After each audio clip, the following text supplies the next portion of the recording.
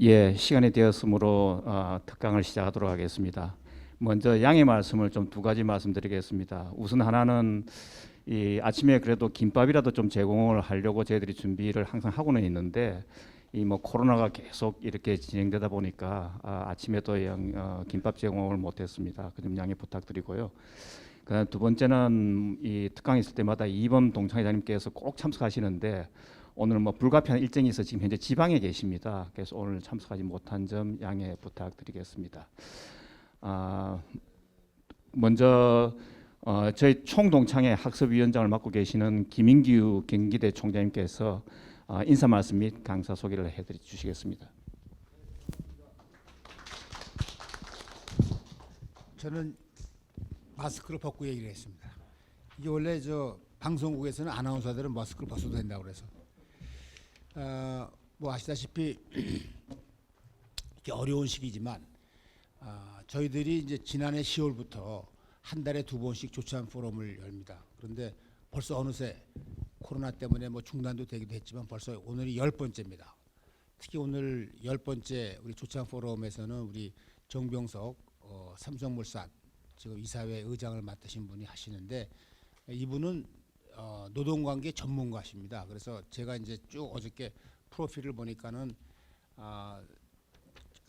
특히 행정고시를 17회 하셨고 노동부에서 기획관리실장 또 차관을 거쳐서 그다음에 노사관계 전문가로서 활동을 쭉 해오셨던 그런 기록이 나와 있고요. 특히 저와 같이 2006년에는 한국기술교육대학 총장으로 또 4년간 재직을 하셨더라고요. 그래서 후학 양성에도 열심히 다 하셨고 또 최근까지는 한양대학교 석좌교수로 또 활동을 하셨습니다.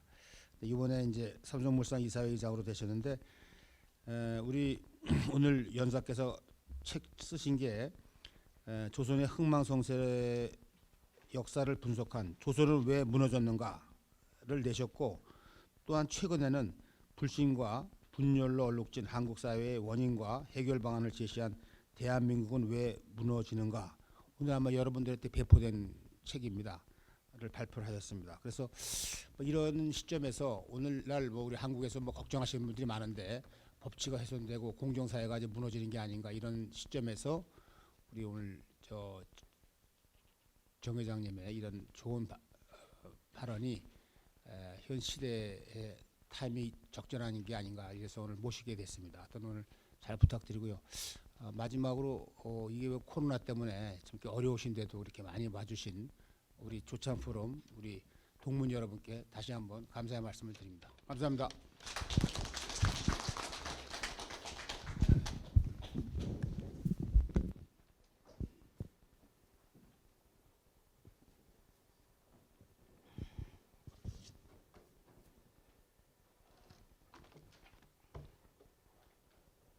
예, 인사드립니다. 정병석입니다.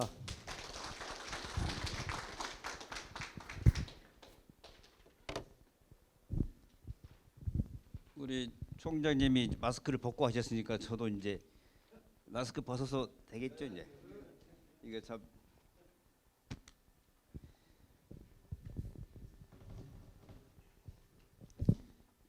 떨어져 계시니까 괜찮을 것 같습니다만.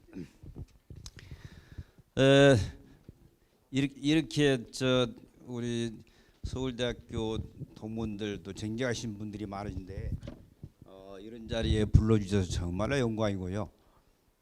또 이른 아침에 또 많이들 오셔서 저와 이런 주제 신뢰 법치에 대해서 이렇게 말씀을 하고 토론할 기회를 갖게 돼서 정말로 고맙고 감사합니다. 제가 아마 책을 여러분들이 갖고 계시는데요. 대한민국은 왜 무너지는가 이게 제목이 너무 세죠. 그런데 원래 주제는 신뢰법치사회 구현입니다. 신뢰법치사회 구현.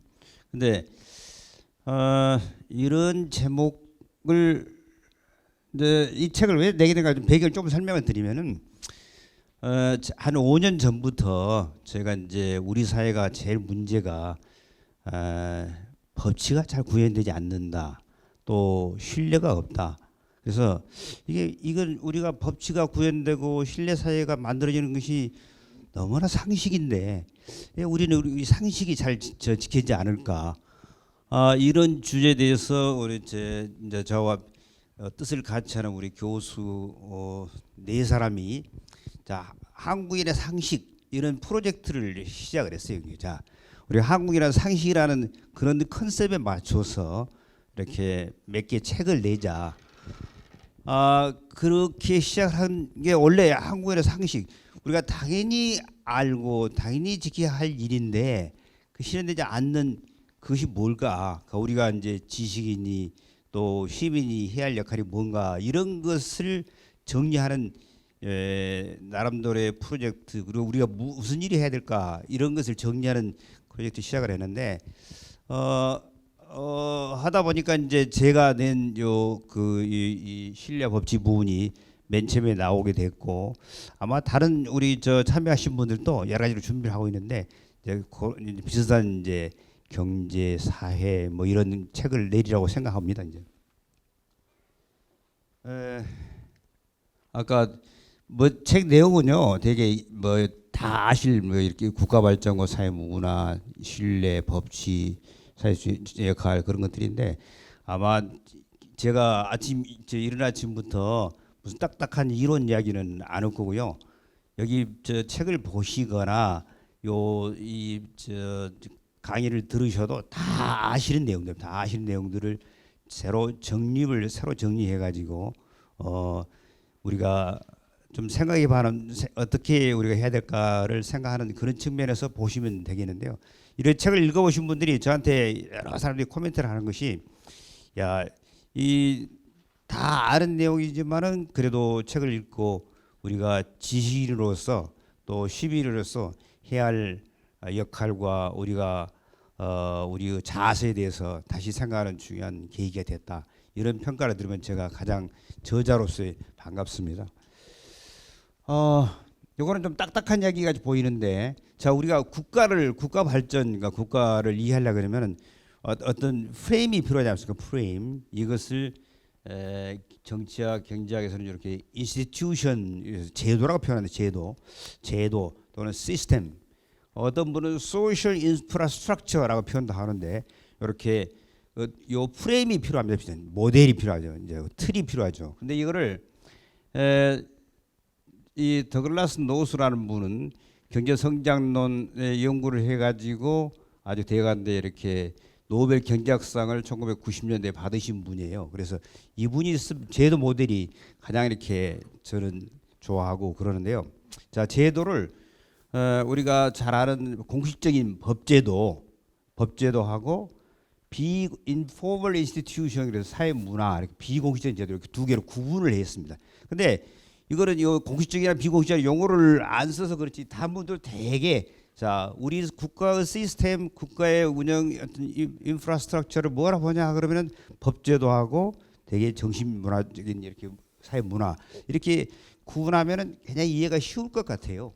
자 그러면은 뭐 법제도로 뭐 설명 안 드려도 다 아실 거고 요 사회 문화 비공식적인 제도라는 것이 이게 뭐냐 이게 이제 의식, 가치관, 관행, 신뢰, 준법 질서 이런 등등을 다 포괄해서 이제 쓰는 용어들인데 이게 저는 이제 맨 밑에 이렇게 요 법제도는 일종의 하드웨어 같은 역할을 하고 사회 문화 이런 것은 소프트웨어 같은 역할을 한다고 이렇게 정리하면 이해가 좀 쉬울 것 같아요. 제가 이제 학생들이나 많은 사람들한테 야 이건 하드웨어고 이거는 소프트웨어다 이렇게 표현하는데 우리는 기본적으로 하드웨어적 사고를 많이 해왔습니다. 하드웨어 법제도를 계속 내세웠고 이 정작 그 법을 지키는 준법 의식, 준법 질서 같은 요 소프트웨어적 문화적인 측면은 상대적으로 소홀히 했다.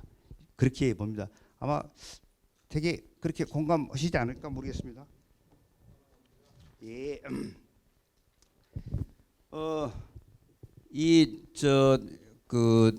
법제도가 경제 성장에 가장 중요한 역할을 한다는 것은 그 2012년에 낸 유명한 책이 있습니다. 국가는 왜 실패하는가? 에스머글루, 로빈슨 두 분이 쓴 책인데 아마 이거는 국가는 실패하는 책은 보신 분이 많을 거예요. 요게 대표적으로 이 법제도 중심의 제도가 좋은 포용적이고 개방적인 제도를 갖춰야지 나라가 성장한다. 그렇지 않은 나라 안에서는 나라가 성장하기 어렵다 하는 것을 센 책이 국가 내에 실패하는 거 이 책입니다. 이 법제도 이 제도 측면으로 이렇게 분석한 것이 제가 조선이 왜 무너졌는가 하는 책은 이제 제가 조선이 왜 무너졌는가 대한민국이 왜 무너지는가 그러니까 어떤 분이 저한테 요 강의할 때요. 당신은 왜 무너지는가 전공이냐? 왜 자꾸 무너지는가만 쓰냐 그래서 제가 그 한양대학교에서 12년을 제가 경제학 강의를 했는데 경제성장론, 경제사 이런 걸 했습니다. 경제성장론이라는 게 잘 아시다시피 어떻게 해야 경제가 성장할까? 어떤 나라는 경제가 성장 못하는가? 이런 것을 쭉 다른 나라 사례를 가지고 분석하지 않습니까? 그러니까 경제성장하는 사람은 당연히 어떤 요인으로 경제가 성장하고 어떤 요인으로 경제가 다른 나라 성장 못했는가를 분석하는 게 맞아요. 그러니까 저는 조선의 무너졌는가를 원래 제가 낸 제목은 제도로 본 조선 흥망의 역사 이렇게 했는데 그것이 이제 출판사에 가면서 조선의 무너졌는가 바뀌었고 이거는 이제 비공식적 이번에 쓴 책은 요 두 번째 사회 문화 측면을 강조하다 보니까 신뢰 법칙 그래. 이거 출판사에 가면 제목이 조금 이렇게 싹 바뀝니다. 그래서 이거는 대한민국 무너지는가. 그래서 뭔 제목을 그렇게 거창하게 어찌됐건 그 책이 이렇게 나왔습니다. 자 아시다시피 나라가 발전하려 그러면은 이렇게 법제도와 사회문화가 함께 발전해야지 지속적인 발전이 가능한 것은 너무나 당연하지 않겠습니까? 근데 선진국에서는 이렇게 오랜 세월에 걸쳐서 법제도가 만들어지고 또 문화가 만들어지고 선진적 문화가 만들어져 가지고 이렇게 발전을 해왔습니다. 근데 우리는 이거를 한꺼번에 아주 단시간 내에 급속한 경제성을 하다 보니까 법제도는 나름대로 단시간에 만들어서 이렇게 정착시키는 게 가능합니다. 법제도는. 근데 이 사회 문화는 이게 뭐랄까 압축 성장 단축하기는 어려워요. 그러니까 사회 문화 측면에서는 굉장히 미흡한데 그래서 법제도와 사회 문화 간의 괴리가 확대되었다. 근데 이거를 우리가 이게 별로 그렇게 잘 의식을 못 하고 있어요. 1998년 9년에 우리 IMF 외환위기 있지 않습니까?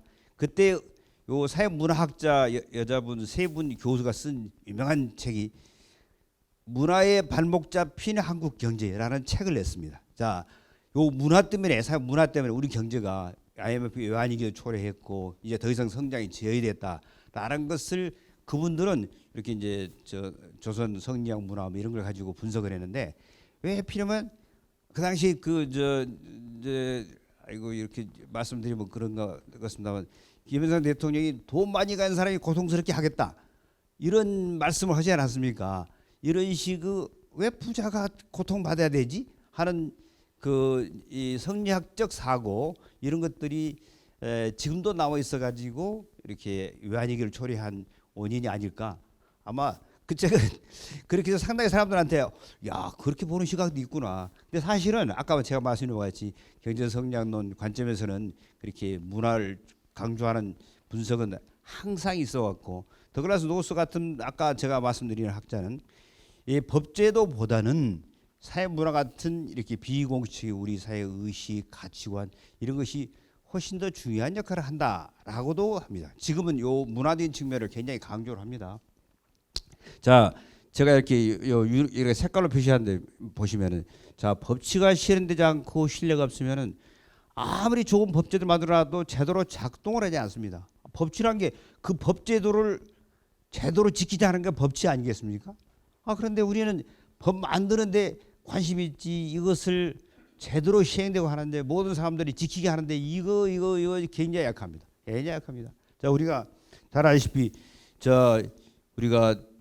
우리가 일상에서 항상 뭐 교통 법규라든지 계약이라든지 뭐 약속이라든지 이런 걸 정말 지키는 그런 문화가 쫙 우리 사회에 정착돼 있을까? 우리 사회에서 이렇게 어떤 분야에서 최고의 그 성취를 이루는 분들을 정말로 사회가 존중하고 거기 정착은 보상하는 거 아니에서 이거 여러 가지로 생각할 바가 많습니다.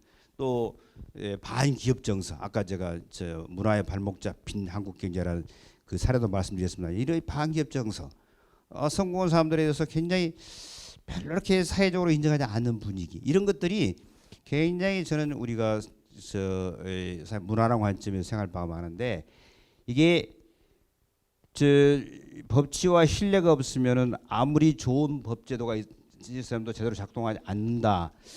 그래서 이런 뒤처진 사회 문화가 국가 발전을 발목 잡는다. 저는 이 메시지는 정말 꼭 강조하고 싶습니다. 자, 그러니까 우리가 왜 법 만드는데 법 고치는 데만 온통 다 거기에 관심이 가 있지 그것을 있는 걸 제대로 지키는데 왜 이렇게 더 신경을 쓰지 않을까? 제가요 이제 그 개발도상국에 가서 우리 선진 우리나라 법제도라든가 어떤 문화를 이렇게 우리 시스템을 전파하는 것을 KSP 프로그램이라는 게 있습니다. Knowledge Sharing 프로그램. 개발도상국에 우리 제도를 많이 보고하는데 굉장히 개발도상국들이 우리나라의 제도를 우리나라 시스템들을 좋아합니다. 저는 이제 노동 쪽에서 많이 하니까 우리 고용보험 제도, 그다음에 고용 시스템, 뭐 산업안전 제도, 직업훈련 제도 이런 것들을 갖다가 많이 보급을 하는데 개발도상국이 가장 좋아하는 제도가 우리나라 겁니다. 우리나라가 왜 그런지 아십니까? 법제도는 이미 세계 최고 수준에 와 있어요.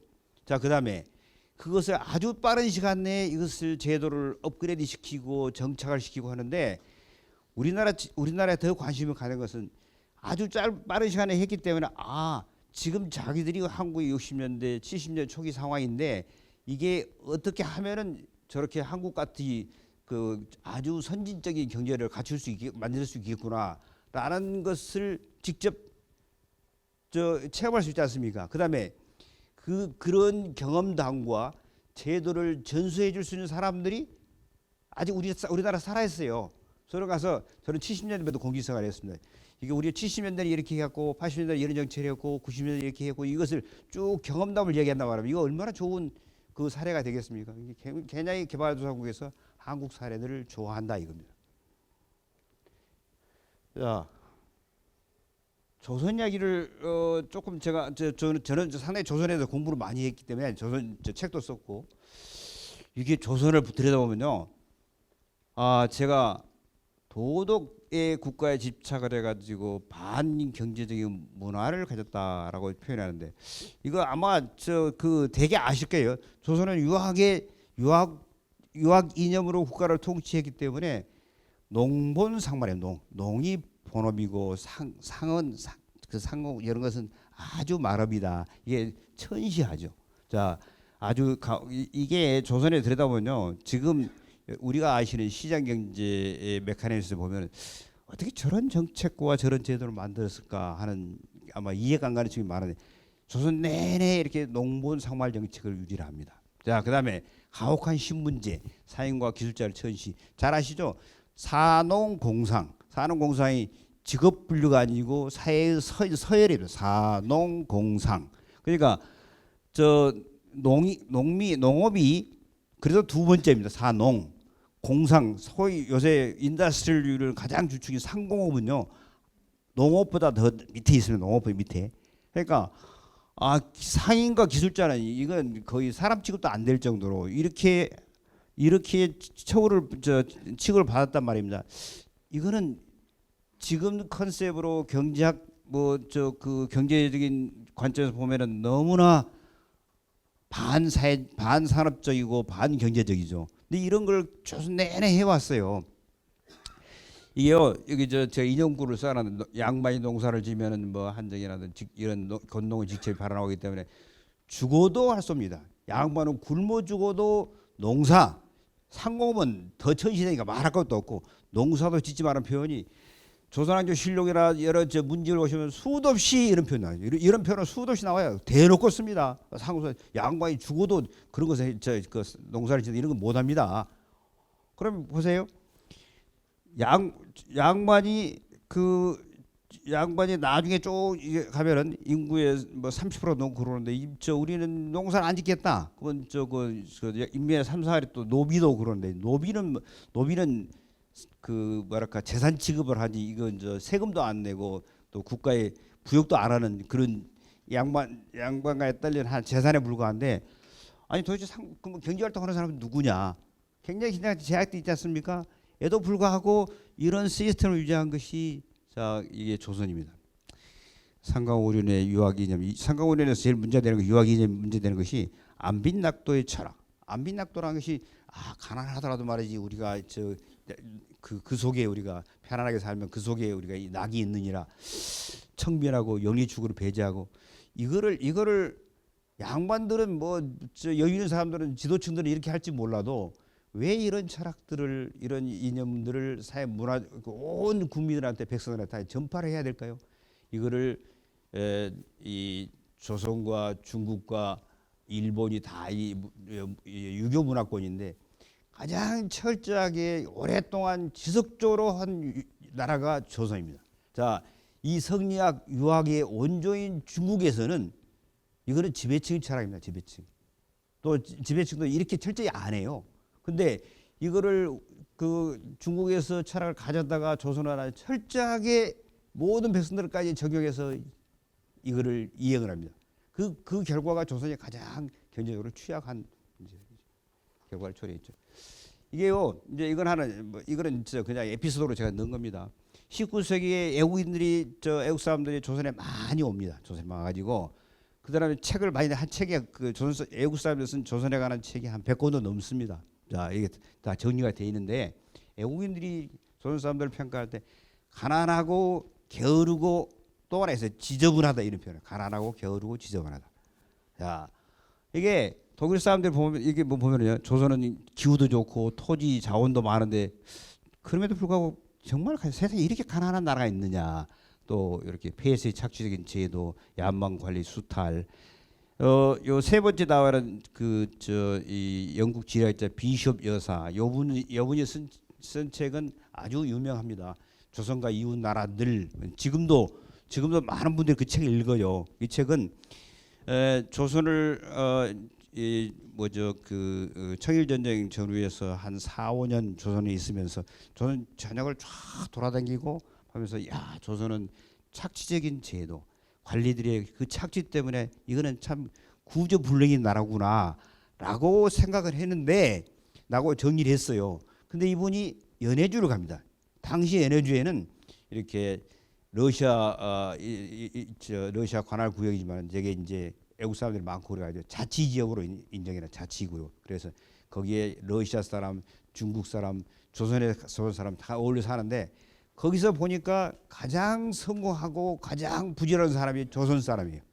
그래서 비숍 여사가 쓴 유명한 그 멘트는 아니 자기 나라에서는 그렇게 지저분하고 그렇게 게으른 사람들이 왜 남의 나라 러시아에 와서는 가장 부자고 가장 부지런한 사람이 됐을까? 가장 깨끗하고 그렇게 됐을까?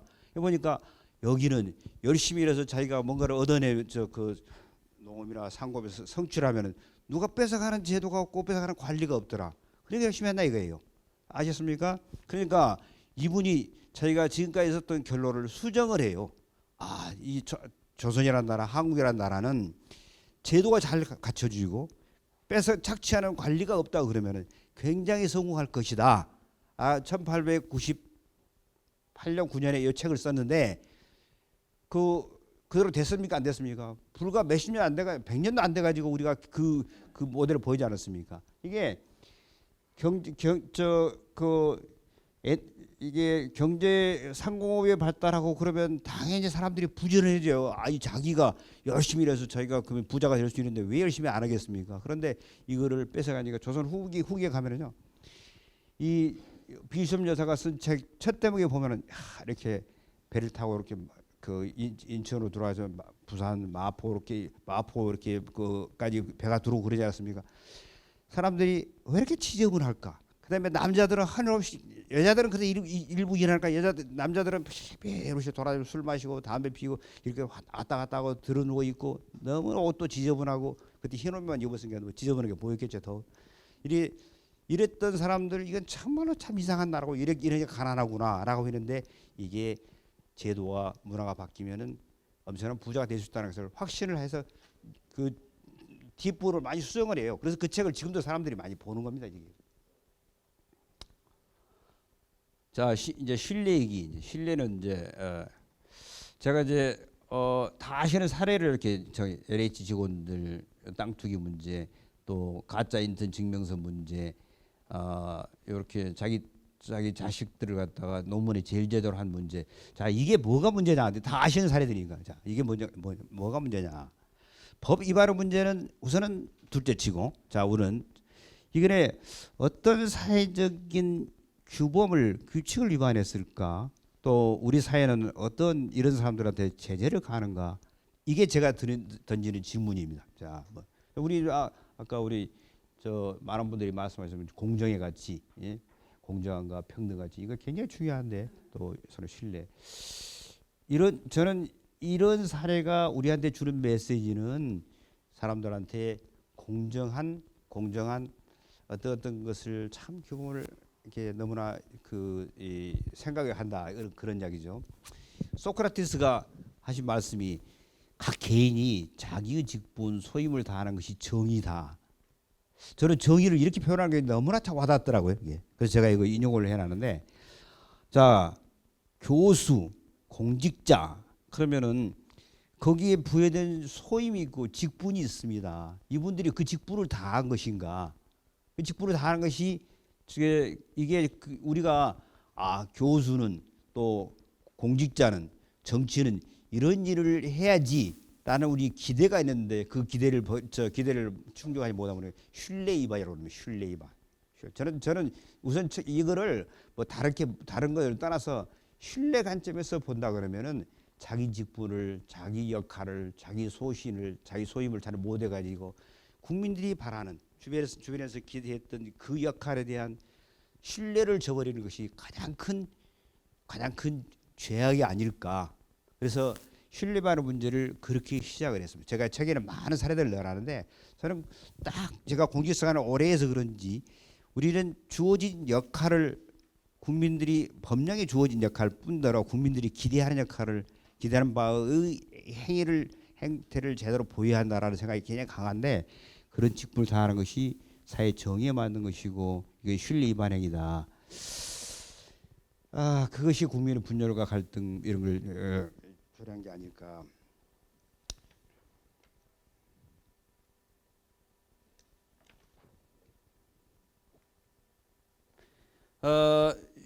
신뢰가 왜 약할까? 이거는 뭐 여러 가지 이유가 있는데, 제가 이제 제 논리 쭉 흐름에 맞게끔 이제 정리를 해본 것이니, 포스트 모더니즘. 웬또 포스트 모더니즘 왜 나온 거야? 이게요. 어떤 분들이 이런 분석을 했어요. 자, 모더니즘이라는 게 이성을 중시하는 겁니다. 이성. 근데 계몽주의 이래로 이성 중심의 사고가 오랫동안 이어지다가 이제 아니 세상이라는 것이 이성에 따라서 합리적으로 이루어지는 돌아가는 것도 아니고 사람들이 다 합리적인 것도 아니고, 그러니까 여기에 대한 반성이 나온 것이 포스트 모더니즘입니다. 포스트 모더니즘은 그래서 탈이성이 많습니다. 탈이성이 주로 탈이성, 이성에서 벗어나 가지고 보편적 진리라는 게 어디가 있냐, 이거 자기 관점에서 보는 작은 진실이 있을 뿐이다. 자기 당과 자기 입장은 중요하고 다른 당파는 적이다, 틀렸다, 이렇게 거짓이다, 이렇게 보는 사고. 그다음에 또 하나 중요한 것이 요새는 디지털 알고리즘에 의한 확증 편향입니다. 확증 편향 뭐 심리학 전공하신 분도 계시지만 심리학 이거 굉장히 어려운 용어인데, 확증 편향이라는 단어는 우리 일상생활에서 다 많이 씁니다. 아니 자기가 좋아하는 유튜브 채널만 봐요. 자기 좋아하는 사람들 글만 읽어요. 그다음에 한번 그렇게 보면은 계속 그쪽 보수 진보 시각에 쓰는 글만 이렇게 쭉 모인단 말입니다. 그러니까 당연히 그것만 보게 돼 있죠. 편향이 자기가 생각했던 어떤 편향 사고가 계속 커집니다. 자, 여기서 중요한 문제는 정치 사회적으로 이걸 또 악용하는 세력들이 있어요. 악용하는 세력. 이게 2016년에 트럼프가 당선되고 나서 이게 더 심해졌다 그래가지고 그때 나오는 책이 에일대 티모 슈나이더라는 분이 쓴 로드 투 언프리덤이었어요. 언프리덤. 자, 자유로의 언프리덤 쪽으로 가는 길목이 바로 이 디지털 알고리즘이나 포스트 모더니즘 이런 거라는 건데, 여러분들이 아실 거예요. 유명한 책이 로드 투 서프덤은 그 하이에크가 쓴 노예의 길. 그 책은 너무나 많은 분들이 보셨죠. 노예였어. 노예의 길, 로드 투 서프덤을 이렇게 뭐라 하죠? 좀 벤치맥에서 쓴 제목이 로드 투 언프리덤이에요. 자, 이렇게 가면은 언프리덤으로 간다. 언프리덤이 뭐냐? 권위주의, 전체주의, 전체주의, 파시즘으로 간다는 것을 그분이 지적을 했죠. 가장 큰 한초가 이제 트럼프 대통령의 당선 이후 행태인데, 자, 우리도 이렇게 포스트 모더니즘적 이런 상대주의 경향, 디지털 알고리즘의 확증 편향, 이렇게 굉장히 우리도 심한 것 같죠. 자, 근데 또 제가 조선을 또 거론한 것이 조선의 조선 중기의 성리학에서도 이런 경향이 굉장히 강해집니다. 이걸 우리가 성리학 근본주의랍니다. 근본주의. 어떤 문헌에 집착한 것을 근본주의라고 그러지 않습니까? 그러면은 이게 주자 선생이 쓴 책에서 일자 일획도 바꾸지 마라가 성리학 근본주의입니다. 자, 잘 아시는 사문난적이 송시열 상대방 윤유를 이렇게 죽일 때 뭡니까 이게 주자 선생이 쓴 해석을 어떻게 해석을 달리한단 말이냐. 일자 일획도 바꾸지 마라는 것이 조선 후기까지 쭉 내려온 성리학적 근본주의인데, 아니 아무리 그러기로서니 무슨 주자 천재적으로 잘 정리를 하셨어요. 근데 주자가 한 건 뭐냐면 공자 맹자 철학에다가 뭐 도교 그다음에 불교 이런 사상을 넣어가지고 집착했는데, 그럼에도 불구하고 아니 해석을 달리하고 일자 일획도 달리 생각하면 안 될까요? 해석을 달리했다고 해서 그 사람을 사문단적이라서 이거를 불구 같은 하나라 같이 있을 사람이 못 된다고 해서 죽인 겁니다. 이게. 자, 핵이라든 사고. 자, 이게 이때 나온 게 뭐냐면 당파가 세지면서 자기 편은 다 군자, 상대방은 또 소인. 그래서 이런 사고와 그다음에 그 일체의 주자학 이외의 것은 그 이단시하는 주자학은요, 아시다시피 송나라 후송 때, 송나라 남송 때 만들어진 겁니다. 그런데 명나라 청나라에서는 이미 중국에서는 성리학 기조가 바뀌었어요. 양명학이니 훈과학이니 바뀌었는데, 조선은 남송 때 들어온 주자학과만 계속 붙잡고 있어요. 자, 같은 성리학 유학을 하는 중국과 일본의 성리학 기조가 바뀌었어요. 우리는 계속 그것만 붙잡고 있단 말입니다. 일자이라도 바꾸지 마라. 이런 근본주의 사고를 이어온 것이 조선인데, 이게 저만 그리 생각하지 몰라도 이게 이런 사고가 지금은 이런 게 없을까요? 저는 지금도 많이 남아 있는 것 같아요. 그래서 제가 걱정을 하는 겁니다. 이제. 자, 그러다 보니 그다음에 더구나 경제 성장이 정체되면서 기후활동 침체되고 일자리 절벽, 사회 양극화, 특권층 증가, 기회 불공정, 이런 것들이 우리 사회에 신뢰를 갖기 어렵게 만드는 거 아닐까. 신뢰.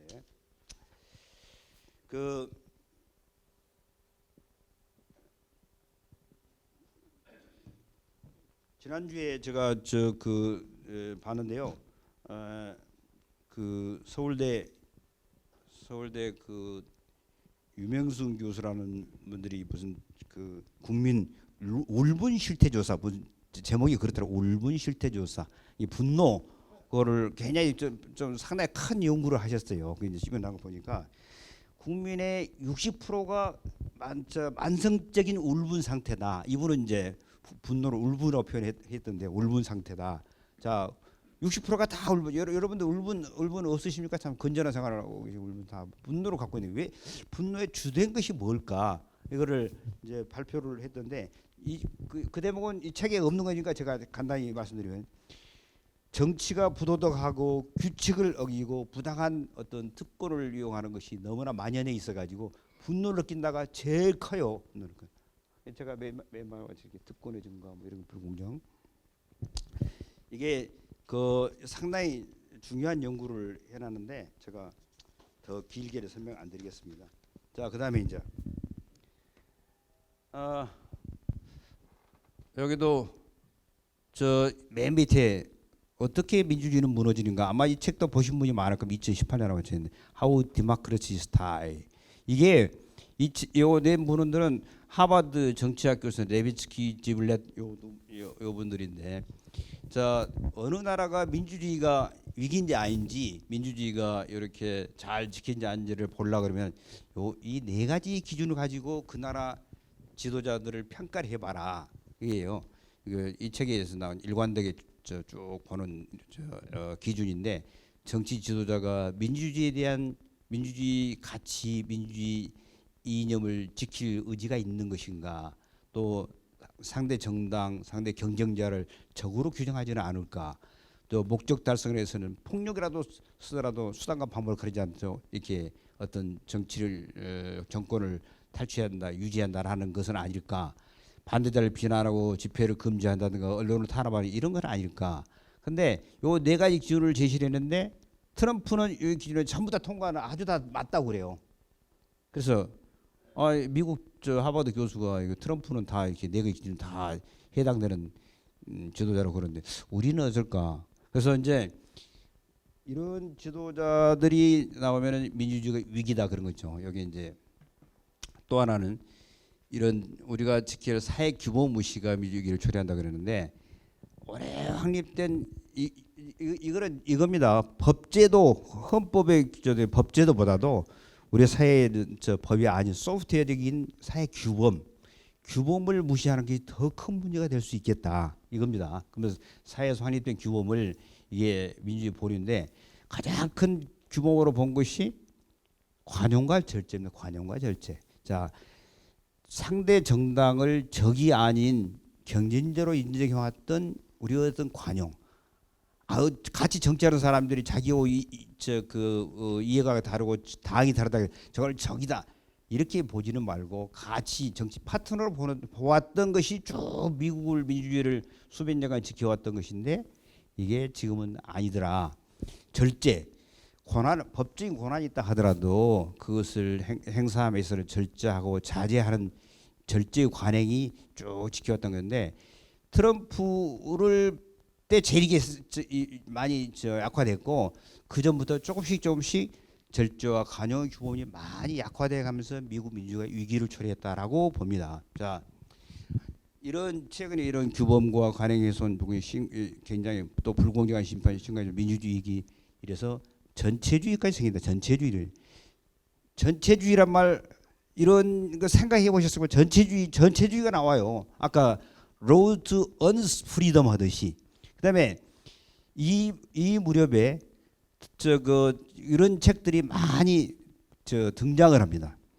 아까 민주주의 무너졌는가. 그다음에 또 하나 여러분이 기억하시겠습니다만 그 클린턴 때 그 국무장관이었던 매들린 올브라이트가 파시즘이라는 책을 썼어요. 파시즘을 2018년에 책을 써요. 이때.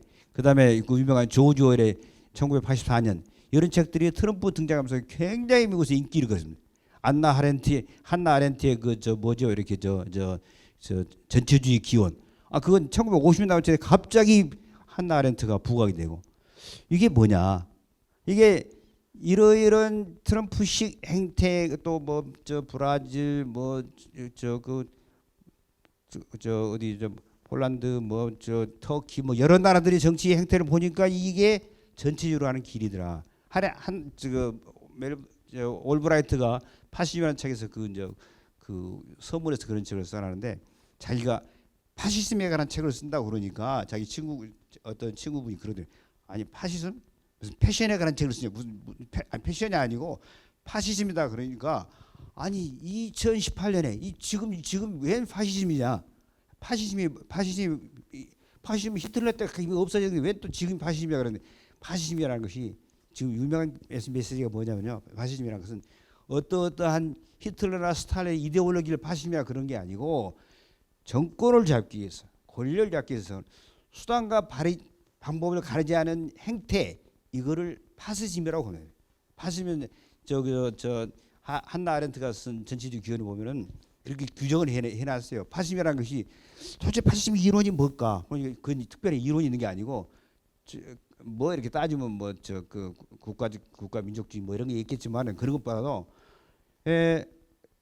정권을 잡기 위해서 권력을 유지하기 위해서는 수단과 방법을 가리지 않은 행태가 파시즘의 아주 중요한 가장 큰 특징이에요. 근데 그런 것은 언제든지 나올 수가 있다. 생각하지 않은 국민들이 있을 때는 아까 제가 포스트 모더니즘을 했어요. 탈이성 그랬지 않습니까? 그럼 뭐냐고는 감정이 지배합니다. 감성. 자 생각할 틈이 없고 생각을 안 해요. 지금은 자기 생각을 잘 안 하지 않습니까? 이게 가장 중요한 메시지는 자 사람들이 시민들이 지식인들이 생각을 하지 않으면은 그게 파시즘이 전체주의 가장 큰 기반이다. 한나 아렌트 그 한나 아렌트 아시죠? 유명한 메시지가 저 예루살렘의 아이히만 여기서 이제 자 어떻게 저런 사회 나올까를 봤더니 아 생각하지 않게끔 트레인이 돼 있어요. 생각하지 않는 시민들이 생각하는 사람 않는 행태에서 저런 파시즘이 나올 수 있는 가장 이렇게 좋은 기반이 되었구나. 그래서 시민들이 지식인이 생각하지 않는다는 것은 아주 전체적으로 초래하고 파시즘을 초래하는 가장 큰 기반입니다. 그것을 정치인들이 악용하는 것이죠. 생각하지 않은 건 이거 굉장히 위험한 거예요. 우리 다 같이 공급이 생각하는 습관을 갖자. 뭐가 문제가 있는지 생각하자. 제가 이제 빨리빨리 진행을 해야 되겠네요. 이제 뭐 다 할 말씀 다 드렸습니다. 자, 그다음에 이제 언론 진행. 자, 신뢰가 왜 이게 신뢰를요. 신뢰는 공동체에서 서로 공통의 규범을 준수하고 서로 행동에 대한 믿음이 생성. 이거는 뭐 너무나 당연한 아닌가요? 근데 자, 신뢰를 정의할 때 가장 중요한 것이 공통의 규범을 준수한다는 이 개념을 우리가 많이 잊어버리는 것 같아요. 그죠? 그래서 제가 강조를 해놓은 겁니다. 우리나라는 왜 신뢰가 약한가? 규범 준수에는 서로 믿음이 없다. 예, 다 규범 지키는 거 별로 서로 나도 안 지키지만 상대가 지킨다는 믿음이 없어요. 그러니까 서로 안 지키는 거죠. 그다음에 제재가 약해서 잘 지키는 사람이 손해 본다는 사회. 우리가요 이게 아주 크군요. 제재를 어떤 공동체 내에서 어떤 단체에서 무슨 누가 아주 심각한 규칙을 위반하더라도 에이 그냥 좋은 게 좋지 그냥 온정주의 그냥 이렇게 넘어가는 경우가 많습니다. 이것이 쌓이고 보면은 이렇게 우리가 규범을 지키지 않는 관행이 문화가 만들어지지 않느냐. 그다음에 저는 이제 그 조선 상공업을 전시하면서 상공업이 조선에서 별로 발달을 못합니다. 이게 상공업이 좋은 것은 국민들한테 이렇게 상거래를 통해서 계약과 약속, 열심히 일하는 사람의 성취를 이루는 이런 문화가 만들어진데 우리는 유감스럽게 이런 것을 경험하고 배울 수 있는 기회가 없었다. 이게 참 가장 큰 우리 문제라고 생각합니다. 그다음 우리가 지방자치 경험도 없고 그래가지고 일을 맡겨도 권한을 주지 않는 서로 못 믿으니까 이런 일이 생기죠. 이런 게 너무나 허다하지 않습니까? 제가 이제 이런 많은 사례들을 책에다 언급을 했는데 여기서는 이야기를 생략을 하겠습니다. 신뢰가 구현되기 위해서는 규범 지키는 게 저는 가장 중요하죠. 우리가 공동체, 아파트 규약, 또 우리 뭐 동창회 규약, 뭐가 됐건 이렇게 회사 규칙, 공무원들의 뭐 행동 규칙 이거 다 잘 지켜야죠. 그다음에 규범을 어긴 사람 명확하게 제재하는 관행을 만들어야 되겠다. 지도층도 솔선수범하자 뭐 이런 얘기. 자 이제 법치로 넘어가서 법치는 뭐 이게요 다 아시겠습니다만은 이 법제연구원에서 이거는 굉장히 좀 큰 조사입니다. 그래서 법치가 구현되는가 40%가 부정하고. 저는 학생들한테 강의하면 제일 먼저 야 우리나라 법치국가야 손 들어봐 그러면 법치국가 인정한 사람이 얼마나 될 것 같습니까? 반밖에 손 안 돼. 반밖에. 되게 맞죠. 아 우리 법치국가 이거 법치국가냐고 물으면 너무나 간단하고 너무나 명확한 질문인데도 불구하고 이거 우리가 법치국가 생각을 하더니 반쯤은 이거 아닌 것 같은데요. 이거 국민 의식 조사가 이렇게 나옵니다. 정치와 법치가 구현되지 않은 이유 사회지도층이 법 준수 미흡 부적절한 관행 법 집행 뭐 이런 것 등등 법관의 재판에 영향을 주는 요인이 이렇게 상급자라든지 뭐 정치라든지 행정부 압력이 강하더라. 되게 우리 감정에 맞죠. 국민 법의식 조사입니다 이게. 자 법제도라는 게 뭐냐? 이게요 그 아까 더글라스 노스라는 분이 이제 한 게 제도라는 것은 게임의 규칙이라는 말이 아주 많이 쓰입니다. 경제학에서는 게임의 규칙으로 법제도인데 이 제도라는 것이 사실은 오랜 세월에 걸쳐서 사회 세력 간의 대화 타협의 산물이 법제도입니다. 자, 우리 사회가 법이라는 것은 이런 정도의 규칙을 가져야 돼라는 게임의 룰을 만들었단 말입니다. 그 중에 중요한 것은 법으로 만들어 놓고 반드시 지키게끔 이행을 강제로 해놓고 그러는데 이게 법제도라는 이런 인식을 우리가 좀 약한 것 같아요. 간결하고 공정하고 엄정하게 집행돼야 한다. 자, 그 법치 근간이 헌법인데 뭐 이거 다 지킨다 해놓고는 이걸 대통령이나 국회의원은 취임할 때 이거를 서약을 해요.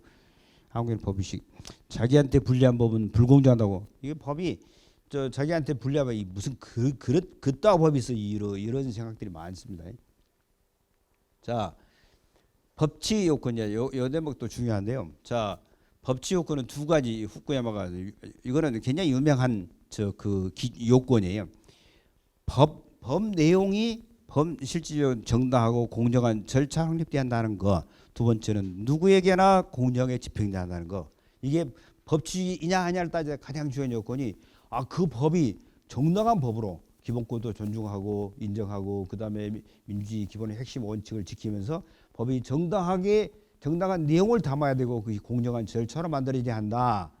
두 번째는 누구에게는 특히 권력자들한테나 부자들한테나 공정하게 집행돼야 한다. 이게 두 개 핵심인데 우리가 법치주의냐 그러면 저는 그동안에는 요 첫 번째 요건은 되게 됐다고 생각합니다. 법 내역이 우리가 1987년에 만든 헌법에 따른 여러 가지 입법들이 상당히 정당한 절차로 내용도 기본권이라든지 민주주의 기본 절차를 다 만들어놨는데 이게 최근에 와서 많이 흔들린다.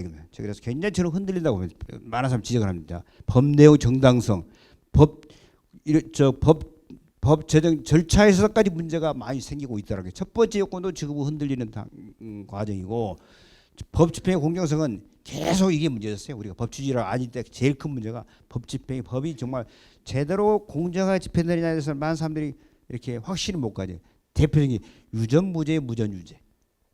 이 유전무죄, 무전유죄를 다 아시죠? 자, 사람들한테 지금도 물어봐요. 우리나라 유전무죄가 무전유죄 이거 맞습니까? 그러고 이것만 따로 물어보면요. 대개 국민의 한 3분의 1은 이거 맞다고 그래요. 법이 공정하게 집행 안 되는 인식이 많은 거죠. 그동안에 우리가 법제도의 신설에 관심이 있어 엄정한 집행에 상당히 무관심했던 게 아닐까. 저는 이제 뭐 이거 너무 깊게 들어가면 또 이렇게 뭐 정치적인 문제가 되는데 얘기를 안 하는데요. 저는 제일 논란되는 것은 국민의 기본권, 이런 표현의 자유라든지 양심의 자유로 이런 침해를 법을 만든다든지 권력 분립을 제한하는 입법이라든지 기업계의 자유, 재산권 보호, 또 절차를 위배하는 입법, 시장 기능을 잠식하는 입법 이런 것들은 정말로 그렇게 우리가 조심해야 된다 생각하는데 요새는 이게 국회에서도 보면 이런 인식이 굉장히 약한 것 같아요. 그러면은 제가 지적하고 싶은 것은 우리가 무슨 헌법이 개정된 바도 없지 않습니까? 1987년에 헌법 혹시 최근에 보신 분이 계실까요? 헌법을 하면 저는 헌법을 참 열심히 봤습니다. 이 책을 쓰기 위해서. 그러면은 헌법에 마음에 안 드는 것도 있고 그러지만은 에도 불구하고 이 우리나라 법제체 그 헌법에 관한 그 연역 딱 보면은 이 법은 1987년에 여야가 헌법 무슨 특별위원회 만들어 가지고 여러 가지 토론회 하고 국회에서 논의를 막 거쳐 가지고 소위 말해서 국민적인 합의 과정을 다 거쳐서 만들고 내용으로 국민의 기본권, 민주적인 절차를 다 규정한 법이다라고 돼 있어요. 그러니까 아까 첫 번째 요건 정당한 절차, 그럼 국회에서 만장일치로 통과된 겁니다. 국민투표로 다 됐어요. 그러니까 이 법적 절차를 정당한 절차를 다 거친 법이 지금 헌법입니다. 그럼 헌법 개정도 된 바도 없는데 헌법의 기본 질서를 막 어기는 이런 법을 만들어 되겠는가? 두 번째, 이거는 이제 노조 문제를 제가 아파트 건설 현장에 작업방에서 많은 공사 중단된 사례가 있어요. 이게 뭐냐면 자기 노조끼리 싸워 가지고 야 우리 조합원을 써라, 너희 조합원을 써라 싸워 가지고 공사를 못하게 다 막아요. 자, 그러면 이게 뭐가 문제냐? 세상에 건설 현장 협력업체 주민들한테 막대한 재산상의 피해, 신체상의 위협을 주는데 이게 대한민국 법치 국가인가? 개인과 국민의 재산권 또 개인의 어떤 신체에 대한 자유 이거를 치면 누가 구제해주고 누가 이게 해도 되는 것인가? 이게 법치 국가에 대해서 저는 노사관계의 전문가이기도 하지만은 이거는 우리 법치 차원에서도 굉장히 중요한 문제라고 생각하는데 이거 별로 사람들이 깊게 생각 안 하더라고요. 이건 뭐가 노조는 원래 그런 거야. 우리가 법치 국가 문제가 되잖아요. 사업부의 공정성 문제, 사업부는 법치 민주주의 최후 보루인데 요새 이게 뭐 굉장히 편파적인 구성이다, 편파적 운영이다 논란들이 많아요. 법관에 대해서 저 재판이 마음에 안 들면 탄핵해야 한다 그러고. 자, 이런 것들이 우리 법치를 굉장히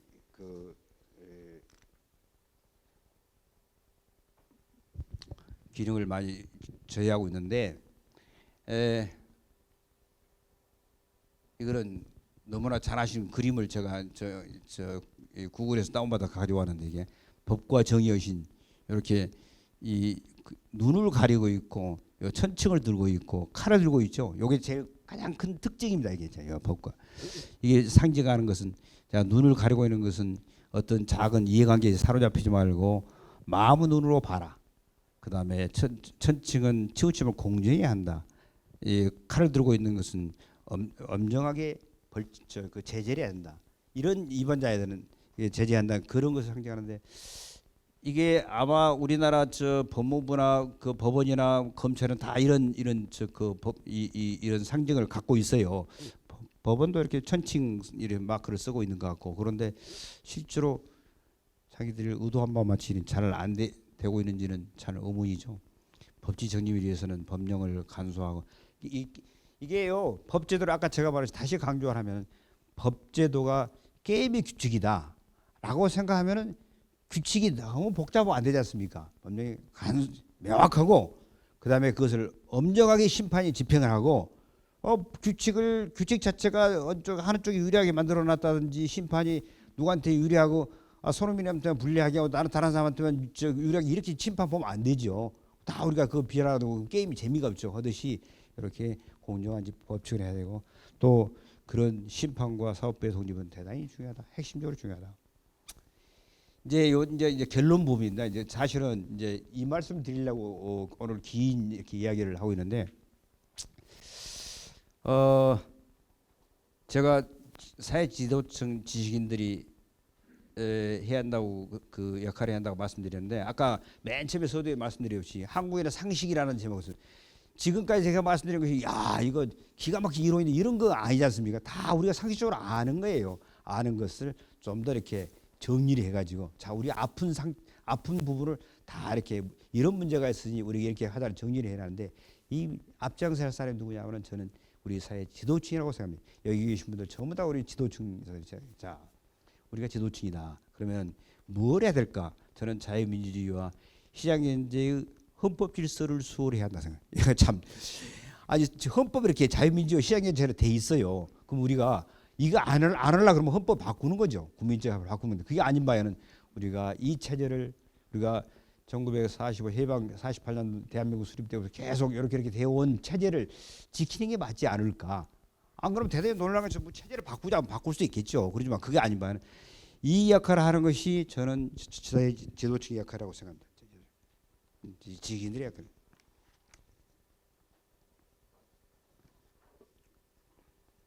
자, 뭐랄까 견제하고 비판하고 신뢰를 법치의 어떤 원칙을 정립하고 노블리스 오블리주를 솔선수범하는 거 이게 중요한 이라고 생각하는데요.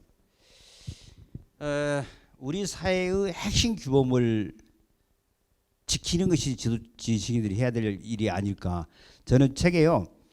그 어떤 사회 국가 사회 전환점에서 선진국의 지식인들이 어떤 역할을 했는가를 아주 많은 사례들 쭉 정리를 해놨어요. 이거를 하는데 제가 상당히 오랜 시간에 걸쳐서 독일, 프랑스, 영국, 미국 또 심지어는 일본 이런 지도층들이 중요한 어떤 사회 국가의 격변기에 어떤 역할을 했는가 보면 대개 이제 이런 그 사회의 핵심 가치를 지키는 일, 그다음에 문제가 있으면 견제하고 비판하고 그다음에 국민들을 설득하고 그다음에 본인들이 지도층으로서 이거 어떤 노블리스 오브리주를 솔선수범하는 이런 것이 가장 기본적인 일인 것 같더라고요.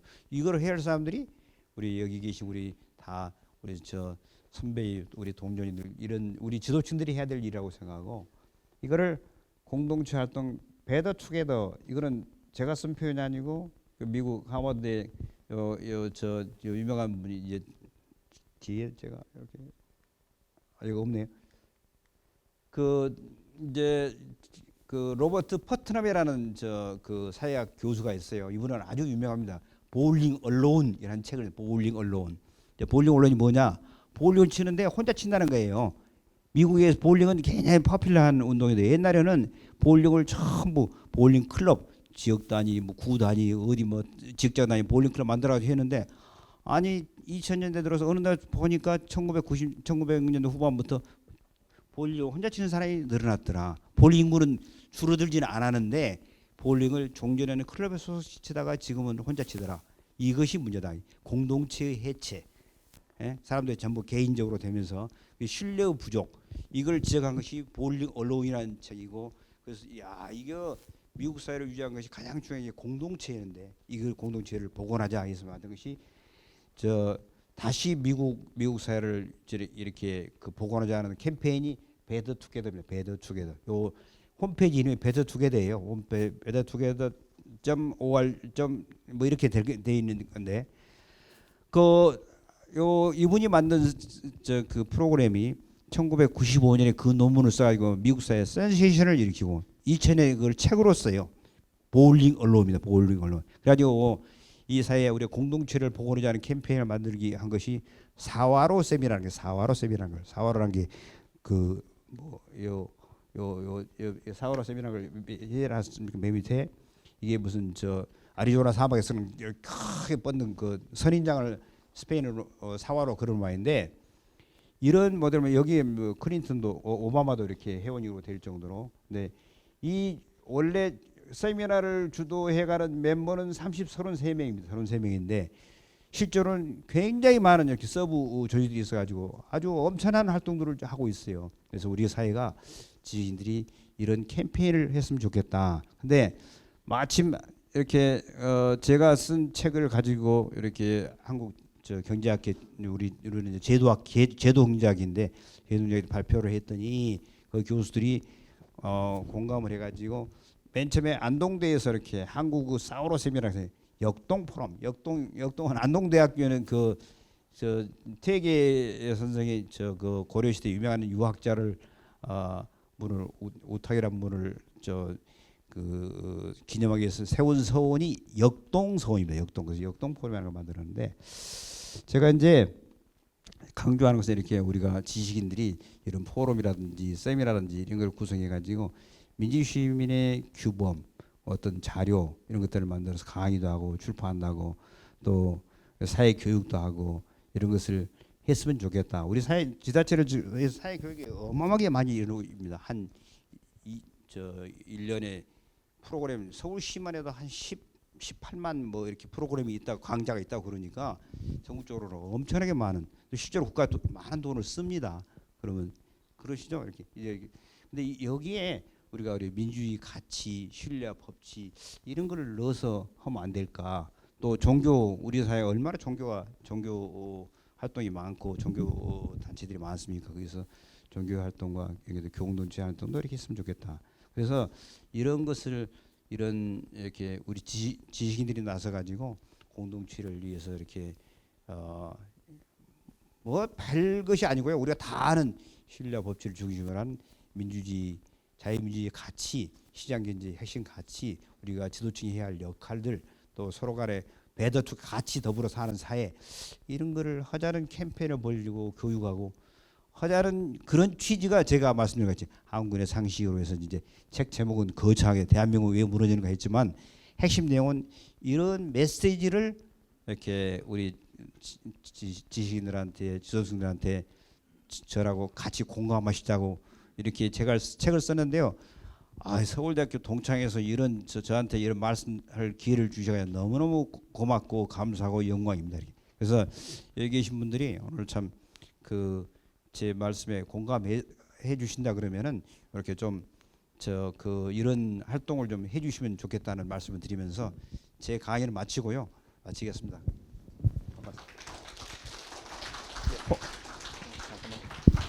예, 혹시 질문이 있으시면 한 두 분 정도 받겠습니다.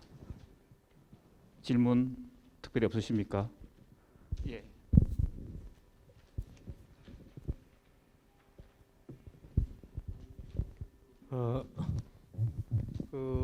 정청량님 강의 잘 들었습니다. 또 프론티어적으로 이런 국가가 무너진다는 그런 반대로 이 기회에 기회는 위험은 기회고 전쟁과 포화 속에서 적십자사가 탄생했고 또 노벨 평화상을 수상하게 되는 그런 것처럼 우리나라가 현재 경제 10위권 또 50, 30클럽에서는 7위권에 들었고 이태리를 GDP에서 앞섰다고 1인당 GDP 산다면 6위권인데 이제 국민의 품격이라고 할 수 있는 법치와 신뢰 이건 압축 성장이 또 안 된다고 그랬는데 지금이라도 이렇게 재언을 해주시고 또 앞으로 해 나간다면은 우리나라가 명실상부한 또 세계를 이렇게 세계 공헌하고 그런 국가가 되지 않는가 이런 생각이 듭니다. 너무나도 말씀하신 거 잘 들었습니다. 감사합니다. 예, 고맙습니다.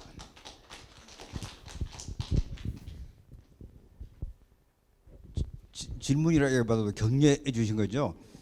지금 그 품격이라는 단어를 쓰셨는데요. 제가 이 책에서 제가 제안하는 것이 품격 있는 사회를 만들자, 고품격 사회. 근데 그 단어를 제가 제 스스로 장명을 그렇게 했어요. 우리가 이런 사회를 뭘 할 것인가, 고품격 사회로 하자 이렇게 했는데 이렇게 아직은 다른 사람들이 공감을 잘 안 해가지고 그 단어를 안 썼는데 마침 또 이렇게 해주셔서 정말로 고맙습니다. 저는 제가 왜 이 제목은 대한민국 문화 이렇게 됐지만은 저는 굉장히 긍정적이고 좀 낙관적으로 생각합니다. 이게 별로 어려운 일이 아니에요. 별로 어려운 일이 아니에요. 다 실천할 수 있는. 누구나 다 알아요. 에도 불구하고 실천을 안 해요. 그래서 여기서 쓴 정말 중요한 단어를 제가 빼먹었는데 용기입니다. 용기. 자, 우리 용기 있게 실천하자. 용기 있게 실천하기 이게 중요해요. 다 아는데 이거를 주저주저 하고 좀 더 심하게 말하면 좀 더 비겁해가지고 막 행동을 안 하니까 다 아는 것을 용기 있게 실천하면 다 문제가 해결된다, 해결될 수 있다라고 말하고는 것이 제 메시지고요. 저는 여기서 가장 중요한 용기 있게 실천 이 대목이 중요하다고 생각하고 저는 우리가 별로 어려운 일이 아닌데 왜 이렇게 안 할까? 그래서 제가 오직하면 제목을 한국의 상식 이렇게 제목을 가제로 붙였겠습니까? 예, 혹시 또 질문 있으십니까? 예.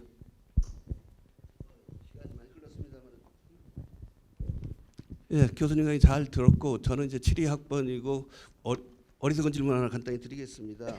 교수님 오늘 말씀 중에 이제 얘기를 제 나름대로 요약해 보면 유능하고 양심적인 정부에 의한 법치가 최우선이라야 된다는 의식은 같습니다.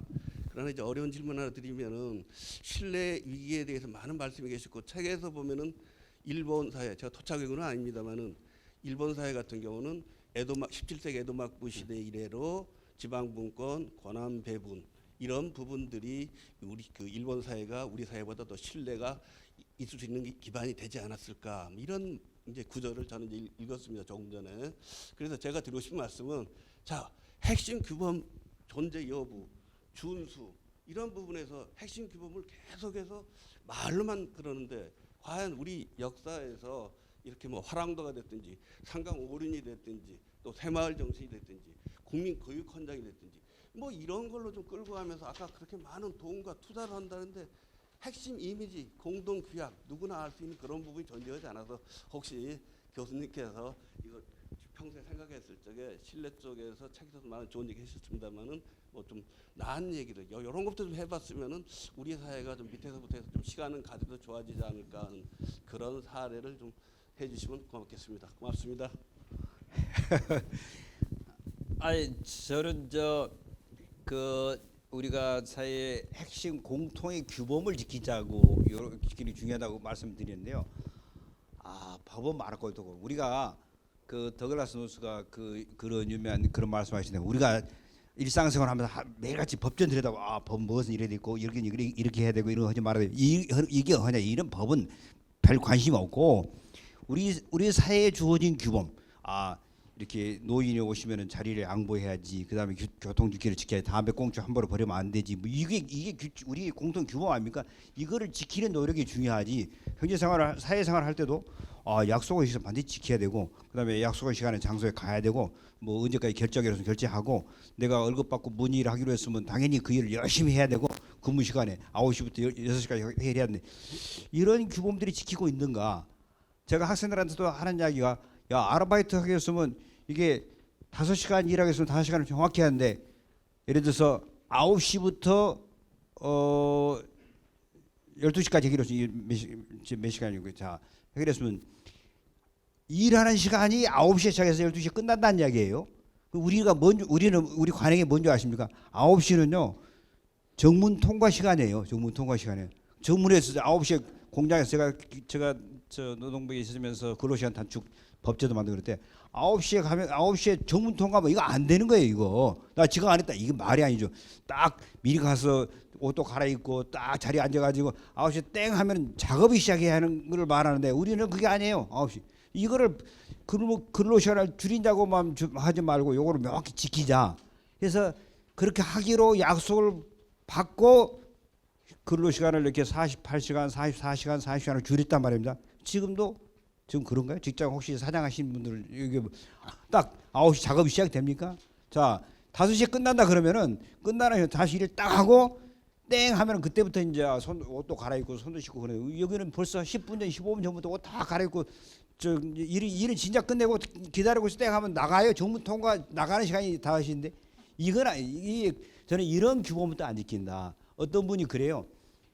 교통법규 한 가지만은 철저하게 지킨다 그러면은 그 사회가 법치사회, 준법질서, 신뢰사회가 된다. 그런데 교통 자기가 안 지키니까 뭐 다른 사람도 안 지키는데 왜 나만 지키고, 그러면 자기만 늦게 간단 말이에요. 이러다 보니까 끼어들게 하고 뭐 손해 보는 사회가 되는데, 저는 무슨 규칙을 지키라는 이야기냐?